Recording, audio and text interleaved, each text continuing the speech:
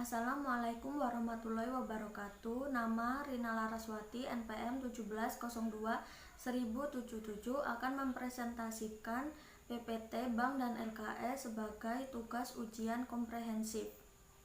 Konsep perbankan syariah. Bank syariah adalah suatu lembaga yang berfungsi sebagai perantara bagi pihak yang berkelebihan dana dengan pihak yang kekurangan dana untuk kegiatan usaha dan kegiatan lainnya sesuai dengan hukum Islam. Yang kedua, dasar hukum bank syariah, yaitu ada Undang-Undang Nomor 7 Tahun 1992 tentang perbankan.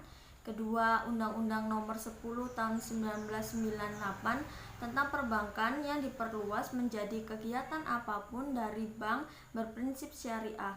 Yang ketiga, Undang-Undang Nomor 23 Tahun 1999 tentang BI yang memberikan kemudahan dalam melaksanakan kebijakan moneter berdasarkan prinsip syariah. Kemudian, produk bank syariah. Yang pertama itu funding atau menghimpun dana.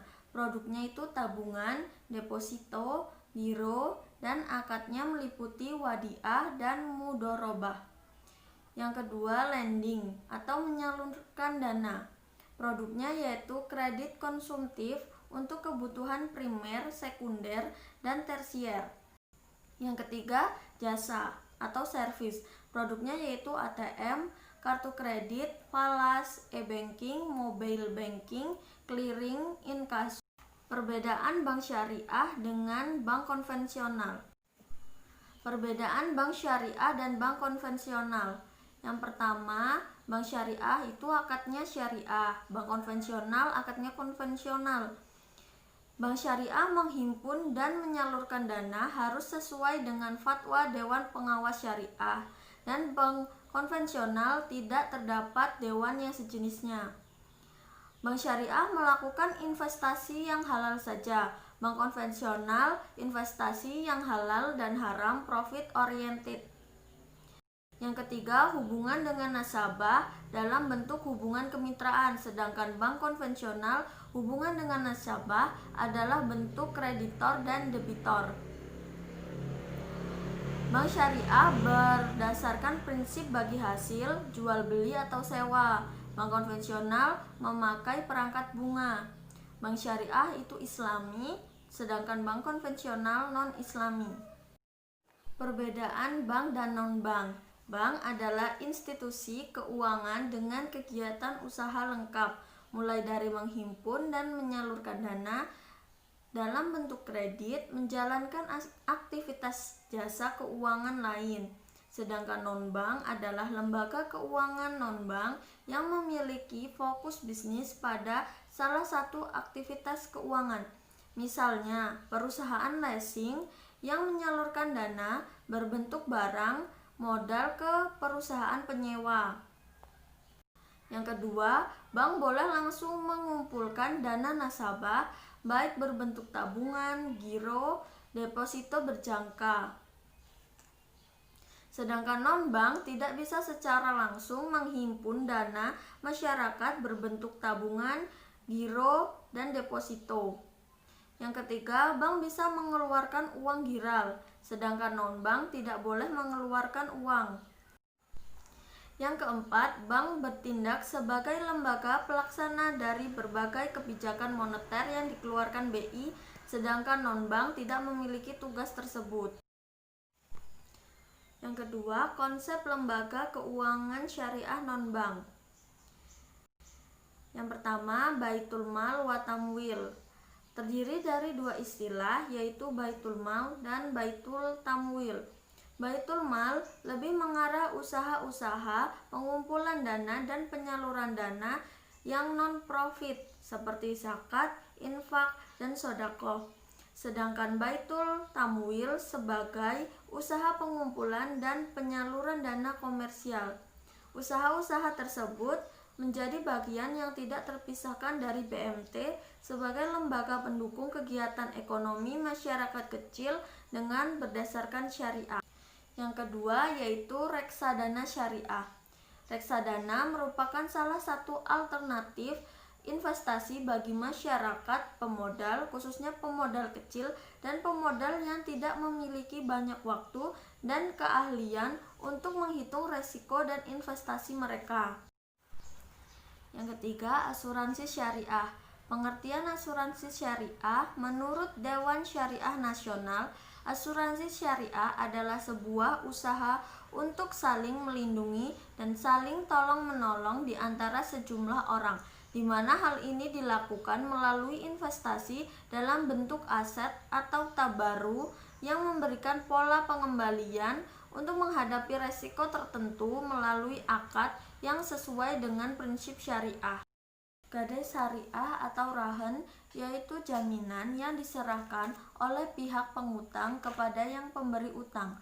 Pemberi utang memiliki kuasa penuh untuk menjual barang jaminan tersebut apabila pihak pengutang tidak mampu membayar utang dalam waktu yang sudah ditentukan. Dasar hukum gadai syariah yaitu Al-Baqarah ayat 283 yang berbunyi, jika kamu dalam perjalanan dan bermuamalah secara tunai sedang kamu tidak memperoleh seorang penulis, maka hendaklah ada barang tanggungan yang dipegang oleh orang yang berpiutang. Rukun pegadaian syariah yaitu pemberi gadai atau rahin, penerima gadai atau murtahin, barang jaminan atau marhun, utang atau marhubini. Syaratnya yaitu orangnya harus berakal atau tidak gila, balik, tidak ada paksaan. Pasar modal. Pasar modal merupakan pasar untuk berbagai instrumen keuangan jangka panjang yang bisa diperjualbelikan baik dalam bentuk utang maupun modal sendiri. Contohnya saham, obligasi, convertible, dan lain-lain. Prinsip instrumen pasar modal syariah, di mana kriteria saham syariah adalah saham yang dikeluarkan perusahaan yang melakukan usaha yang sesuai dengan syariah. Demikian juga usaha merealisasikan praktek obligasi syariah atau yang berprinsip syariah. Kemudian fungsi pasar modal syariah. Yang pertama, memungkinkan bagi masyarakat berpartisipasi dalam kegiatan dengan memperoleh bagian dari keuntungan dan resikonya. Yang kedua, memungkinkan para pemegang saham menjual sahamnya guna mendapatkan likuiditas. Yang ketiga, memungkinkan perusahaan meningkatkan modal dari luar untuk membangun dan mengembangkan produksinya. Yang keempat, memisahkan operasi kegiatan bisnis dan fluktuasi jangka pendek pada harga saham yang merupakan ciri umum pada pasar modal konven. Selanjutnya, karakter pasar modal syariah. Yang pertama, semua saham harus diperjualbelikan pada bursa efek. Yang kedua, bursa perlu mempersiapkan pasca perdagangan di mana saham dapat diperjualbelikan melalui pialang. Yang ketiga, semua perusahaan yang mempunyai saham yang dapat diperjualbelikan pada bursa efek diminta menyampaikan informasi tentang perhitungan keuntungan dan kerugian serta neraca keuntungan kepada komite manajemen bursa efek dengan jarak tidak lebih dari 3 bulan. Yang keempat, komite manajemen menetapkan harga saham tertinggi tiap perusahaan dengan interval tidak lebih dari 3 bulan. Pasar uang syariah. Pasar uang syariah merupakan mekanisme yang memungkinkan lembaga keuangan syariah untuk menggunakan instrumen pasar dengan mekanisme yang sesuai dengan prinsip-prinsip syariah, baik untuk mengatasi persoalan kekurangan likuiditas maupun kelebihan likuiditas. Yang terakhir adalah dana pensiun. Menurut Undang-Undang Nomor 11 Tahun 1992 tentang dana pensiun adalah badan hukum yang mengelola dan menjalankan program yang menjanjikan manfaat pensiun.